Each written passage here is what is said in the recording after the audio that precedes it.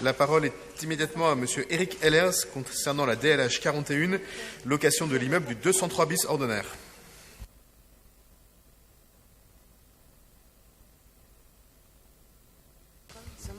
Oui, les micros sont un peu courts. Oui, merci Monsieur le maire, mes chers collègues.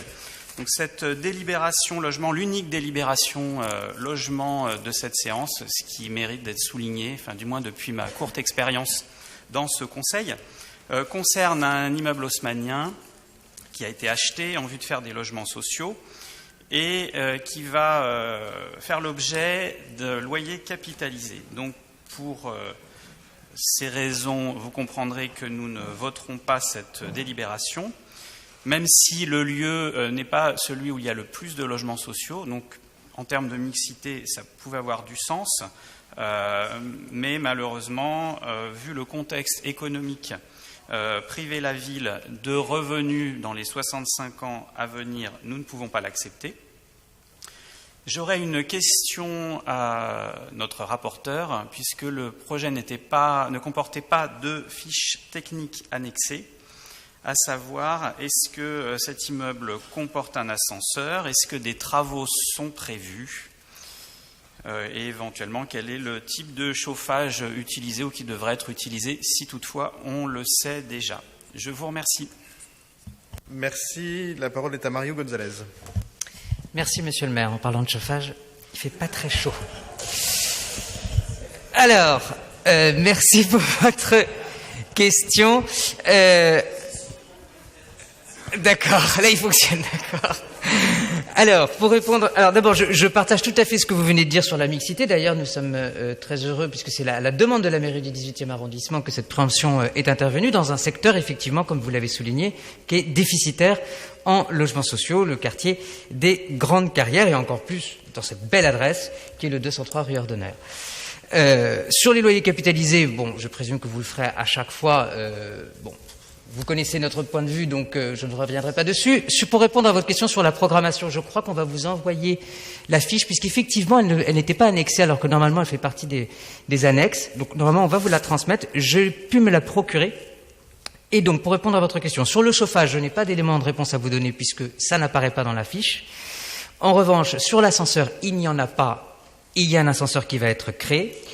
Et après, il y a deux hypothèses qui ont été soumises de travaux, une avec une isolation thermique intérieure et extérieure, et une avec une isolation thermique extérieure uniquement.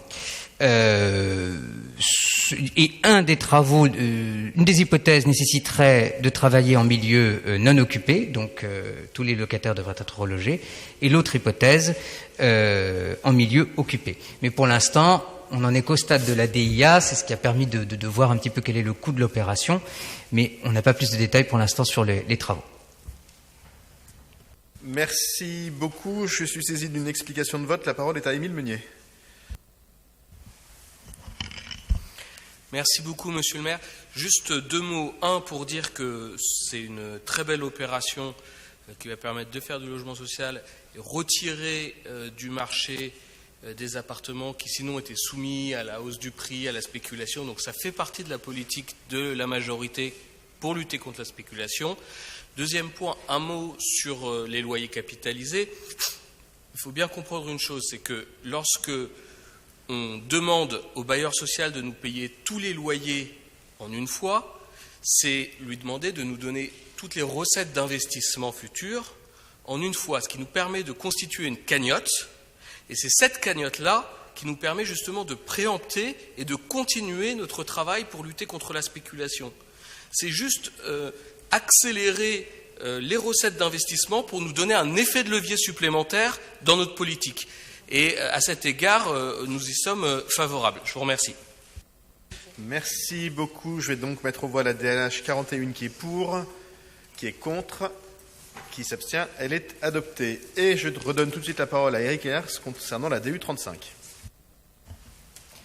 Merci, monsieur le maire. Mes chers collègues, nous sommes avec cette délibération dans le sujet du quartier Chapelle Internationale, donc un nouveau quartier pour le 18e arrondissement qui est déjà largement construit. Voilà, donc il reste des voiries à terminer, à achever. La voirie principale, qui est la rue des Cheminots, l'est déjà. Et cette délibération donc, arrive un peu en fin de projet. Ce sont des délibérations qui habituellement sont adoptées puisqu'elles viennent terminer un processus déjà largement engagé. Toutefois, notre position d'élu d'opposition nous laisse une liberté d'appréciation, donc notre vote ne bloquera pas le projet. C'est pour cela que nous en profitons pour porter une appréciation. Une appréciation positive, tout d'abord, sur la qualité des traitements de surface qui a été employé, à savoir qu'il y a du granit, des pavés sciés, du mobilier urbain qui est assez élégant. Donc un soin apporté pour les habitants de ce quartier, il faut le reconnaître. Toutefois, un point très négatif sur la configuration des lieux, à savoir une étroitesse tout à fait surprenante dans un nouveau quartier. Le trottoir de la rue des Cheminots, donc principal axe côté bâtiment, est très étroit par rapport à tout ce que l'on peut voir. Alors, il doit être aux normes, il doit permettre à 2 fauteuils roulants de se croiser, mais c'est tout. Il n'est pas arboré, il n'y a qu'un seul côté qui est arboré, pas celui-là. Et l'espace de circulation est également assez étroit, il n'y a qu'une bande de circulation. On ne préserve pas la possibilité future, si le besoin s'en faisait sentir, d'avoir un double sens. Et je n'ai pas vu non plus de piste cyclable sur cet espace public. Donc on a l'impression que tout a été rétréci au minimum au niveau de l'espace public pour bétonner au maximum. En effet, tout ceci est bordé de socles qui sont assez imposants, surmontés de bâtiments qui sont encore plus imposants et qui ont une petite allure de la silhouette que l'on trouve non loin, dans le 19e arrondissement, à la cité Curial Cambrai. Ce qui n'est pas forcément une référence. Nous parlions lors d'un précédent conseil de l'urbanisme des préfets, c'est un petit peu ce que l'on retrouve en termes d'esthétique urbaine. Toute proportion gardée, et même s'il y a des pieds d'immeubles, ce qui est quand même une bonne chose.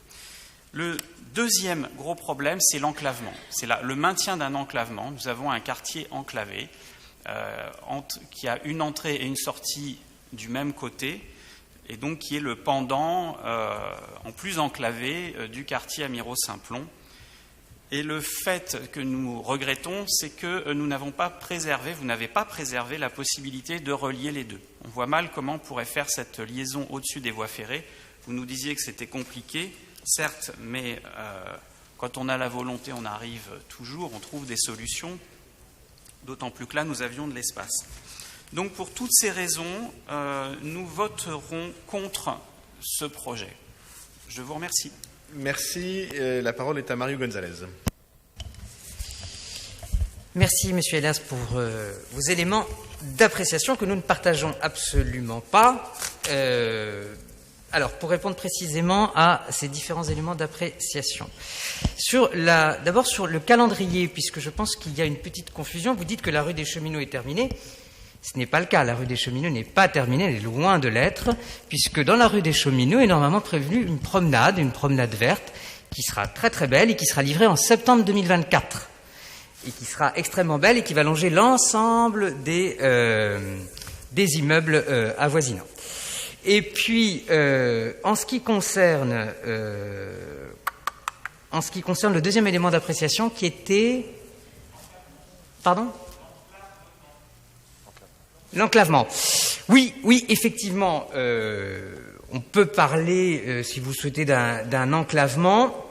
L'idée de ce quartier, en tous les cas, quand il a été conçu, a été justement de faire en sorte que on voit les choses d'un point de vue un peu plus large, dans le sens où les habitants de Chapelle Internationale soient aussi amenés à se déplacer dans leur quartier qui dépasse le quartier Chapelle Internationale et faire en sorte que aussi il y ait certains services publics, il y ait certains établissements, il y ait certaines offres commerciales qui ne soient pas toutes concentrées sur Chapelle Internationale. Donc il faut laisser le temps au temps en ce qui concerne l'urbanisme. Il faut laisser que ce quartier d'abord soit terminé, que la rénovation de la porte de la Chapelle soit elle aussi achevée.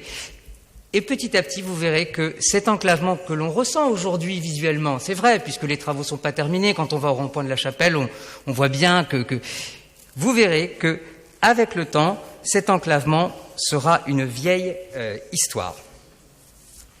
Merci beaucoup. Je vais mettre aux voix la DU35. Peut-être rajouter un mot à la réponse de Mario Gonzalez. D'ailleurs, d'abord pour dire que la promenade qui va être livrée côté rue Pierre-Mauroy, puisque la rue des Cheminots ne fait pas tout le tour.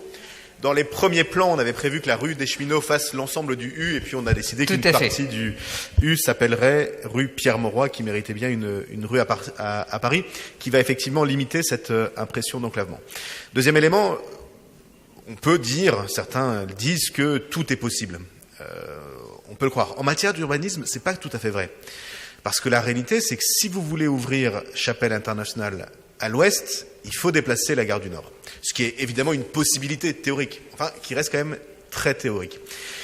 Et du coup, le travail qui a été fait avec beaucoup de talent, je pense, par l'équipe d'urbanisme, comme le disait Mario, c'est de veiller à la vie du quartier à l'intérieur. Parce que une ville, c'est des espaces qui sont finis. Et un espace fini, il a, comme son nom l'indique assez bien, une fin. Et bien sûr qu'on continue à travailler à l'hypothèse de penser un jour une passerelle qui relierait le toit de la Alfred de Chapelle Internationale et le toit du gymnase des Poissonniers. Ça n'enlèverait rien à cette réalité du passage dans le 18e des voies de la gare du Nord. Et sauf à imaginer qu'un jour ces voies se réduisent ou disparaissent, ce que je crois à vue de vie d'homme est un petit peu absurde, dire que tout est possible est aussi un petit peu absurde. Quand on fait de la politique et quand on gère des politiques publiques, on se confronte très souvent à des impossibilités.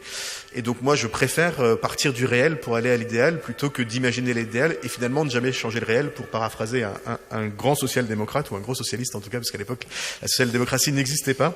Et je pense que ce quartier, il part du réel et il le transforme. Et il le transforme de façon très positive pour les habitants. Il y a encore des aménagements qui vont avoir lieu, il y a encore des habitants qui vont arriver, il y a encore de l'activité économique qui va arriver.